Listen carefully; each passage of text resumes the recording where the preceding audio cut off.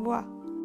Adi, mugikorren erabilerari buruzko azken datuen arabera, gazteen 28%k nahiago du mezu bidez komunikatu aurrez aurre baino. 83% mugikorra erabiltzen du beste pertsona batzuekin jaten ari den bitartean. Bazkarian ezin da mugiarekin ibili. Zu bazkaltzen zaudenean, bazkaltzen zaude. Piti WhatsApp, eske...